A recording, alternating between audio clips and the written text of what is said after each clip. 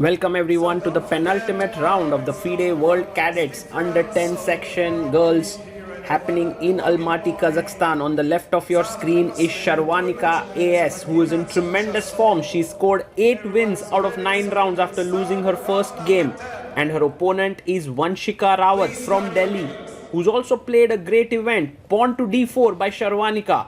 It's wonderful to see in the penultimate round two Indians fighting on top boards. D5 by Vanshika and bishop to G5 by Sharvaanica, trying to be tricky here, and Vanshika says it doesn't matter, I'll just bring my knight out to F6, and Sharvaanica takes. Now G takes F6 is more dynamic, E takes F6 is more positional. She takes E takes F6, which is completely fine. Pawn to E3 played, and now Vanshika can put her bishop on D6. She prefers to put it on E7, which is slightly passive, but nothing wrong with it. Pawn to C4 played, and now taking the pawn makes a lot of sense, but she castles, which is also completely fine. The compensation that white has for giving up the bishop pair is a strong center, but on the other hand, black's position is completely fine. And now she moves her bishop once again to b4. Maybe a better move was to take bishop takes and continue with knight d7, but she goes bishop b4. Sharvaanica goes queen d3, a good move, and what is one of the big trump cards for black is now gone, which is the bishop pair. B takes c3. So white is maybe slightly better here for sure. Black now has a lead in development, so Vanshika is trying to make use of that. Pawn takes pawn taken, and Sharvaanica takes it with the bishop eyeing the f7 square. And now black goes queen e7. Well, maybe black has to be quick here with c5, knight c6, because the biggest advantage that black has right now is lead in development, but this is also changing now. Knight c6 with the idea of knight to a5, and let's see what Sharvaanica comes up with. She goes queen c2, which is a very logical move. She may want to bring her bishop back to d3 to attack the h7 pawn. Vanshika goes rook b8, and now bd3 played to put pressure here on the h7 pawn, and playing with the left hand there, pawn to h6, and now Sharvaanica can just castle, but she goes knight f4. Slightly tricky. I wonder where the knight is heading to. Rook to d8 played, and now white just castles. White's position is definitely one for choice, but black has fighting chances. b6, bb7 looks very natural. She goes b5. Very interesting move. One problem I have with this move is that the c5 square gets a bit weakened, and beautiful move by Sharvaanica. She understands these things so well. b5 is now weak. a4 can be played at the right moment. a6 played, and now pawn to a4 makes a lot of sense, but she goes rook b2. Maybe she wants to bring double the rooks and then go a4. Bishop comes to d7, and rook a b1 played. Vanshika now plays queen e8. She's playing this a bit passively, and Sharvaanica, instead of going a4, can go for the c4 break as well. Instead she goes knight to d5, wondering where the knight is heading to from here, but for now it's attacking the c7 pawn, so that's defended. Rook dc8 played, and now pawn to c4. No, she goes queen e2.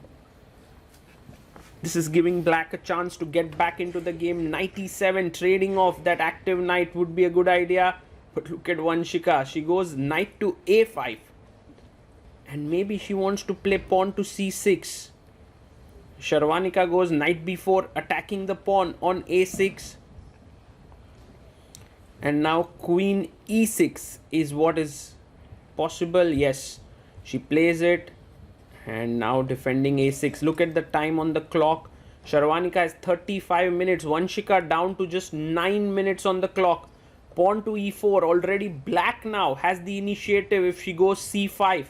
And she plays it. Brilliant play here by Vanshika. She's kind of outplaying Sharvaanica here. Knight to d5. And now there's a brilliant idea. Pawn takes and f5 to destabilize the knight on d5. Can she find it? Well, she goes pawn to c4. And I think just doing away with this tension might not be such a great idea. The bishop on d3 needs to move. But I must say these two girls are playing really good chess. It's a fight worthy of the penultimate round, like a gold medal clash, you can say. Bishop c2 played. And now knight comes back to c6. One of the problems that black now faces is that white's structure is just so strong. Knight to e3 played, threatening a pawn fork with d5. And queen to d6 played here. She's eyeing the f4 square. And let's see what Sharvaanica does next now. This game is very, very exciting. Just that from a time perspective, black has to be careful. She's down to 5 minutes, having to make close to 15 more moves. And now queen e7. Of course, with very little time on the clock, you can't go ambitious with moves like queen a3. So queen goes back. And now Sharvaanica goes queen to g3. She's slowly and steadily building up an attack with a knight, bishop and a queen here. Queen d8. And while Vanshika is a bit clueless on what to do, Sharvaanica is kind of building up. She goes bd1. I don't know if she wants to reroute the bishop to f3 square. Queen to a5. Vanshika goes and attacks the c3 pawn, but the knight can jump to d5.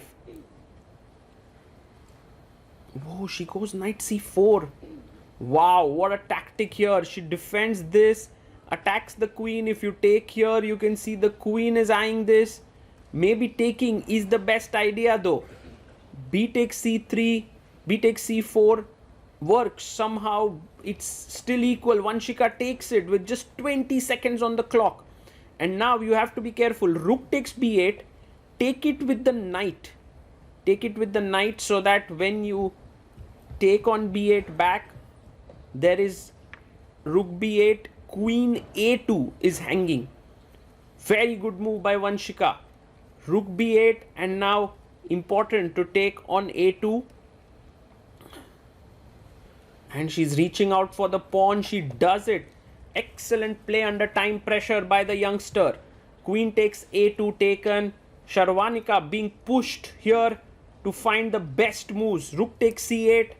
Bishop takes c8. And now if queen to b8, trying to win the bishop, there is a very nice move that black has.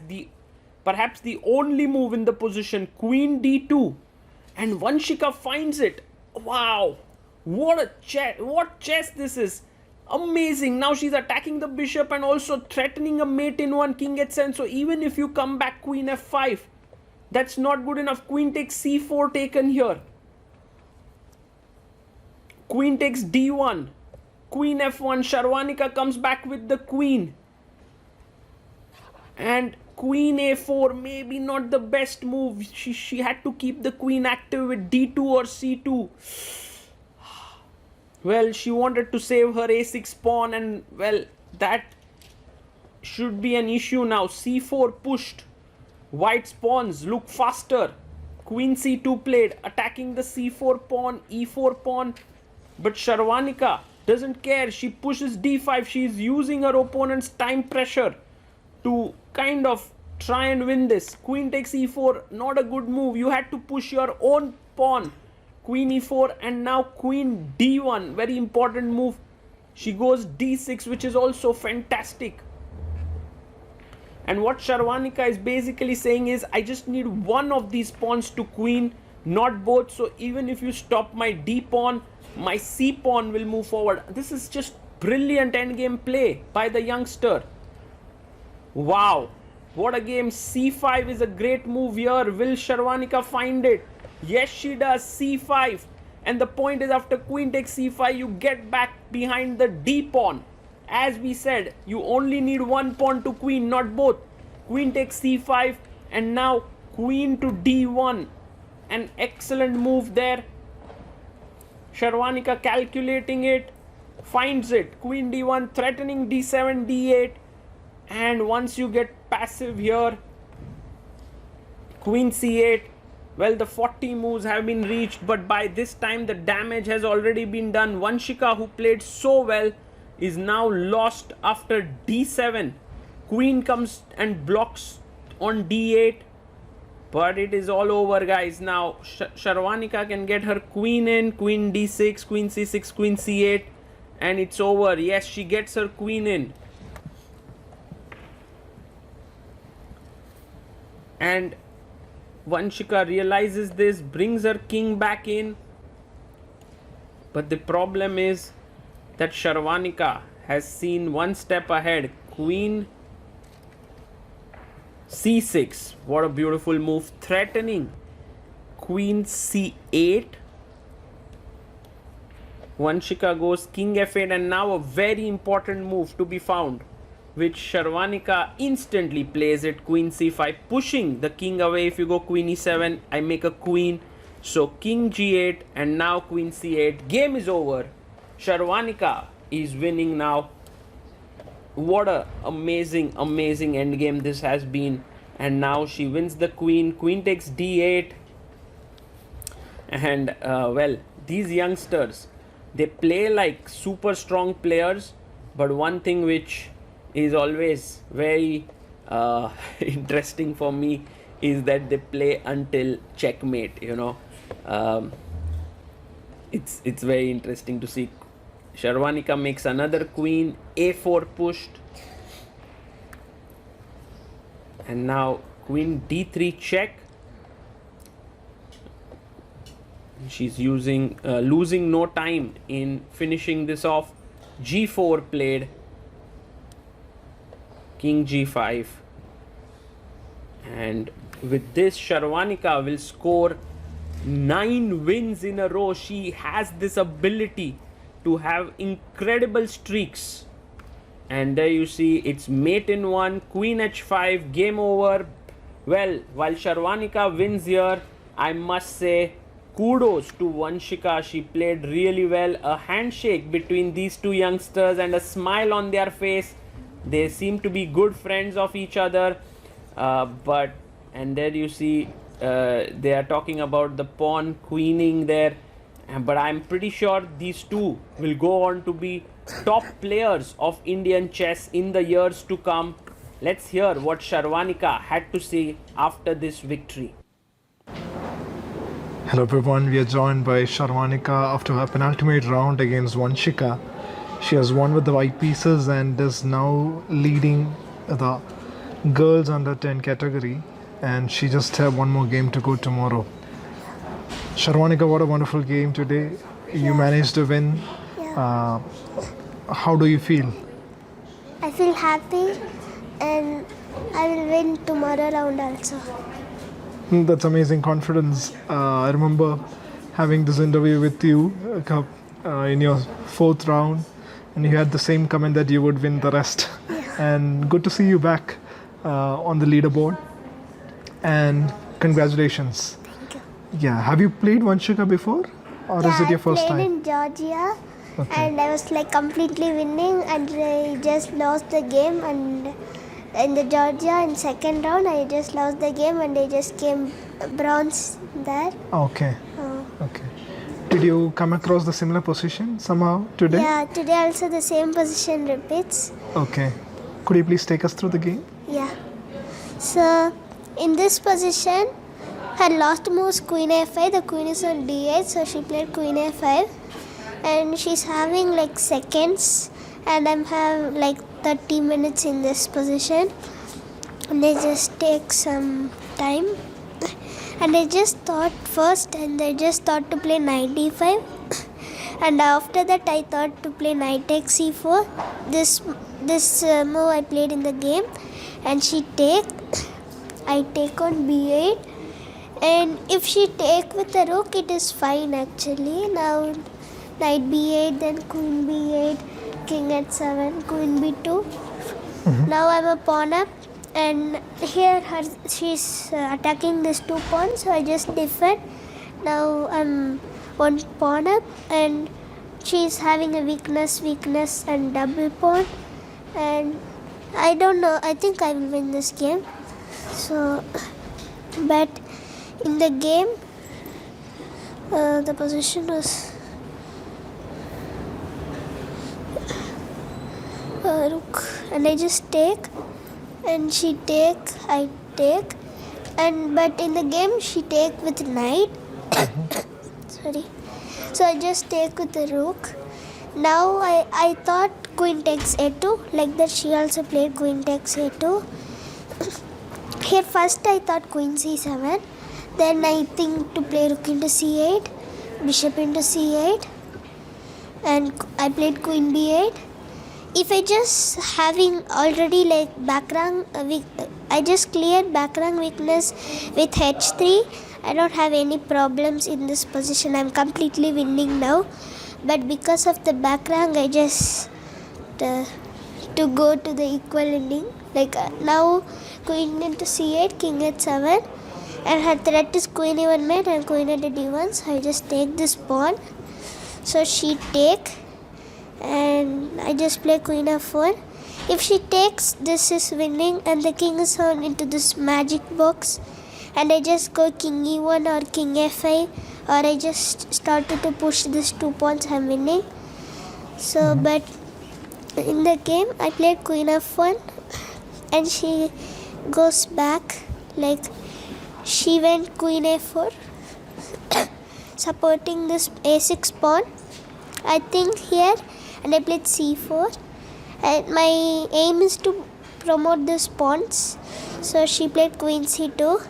After I just played d5, and she takes this, and I played d6, and she played queen d4, and I think here I played c5, and she take this.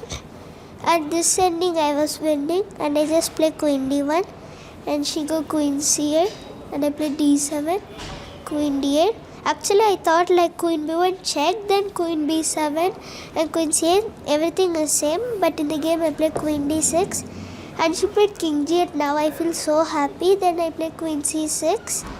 Now I'm just going to play queen c8. If she go king h7, then I thought queen c8, queen e7 mate. And here I thought king f1. Now she's having no checks.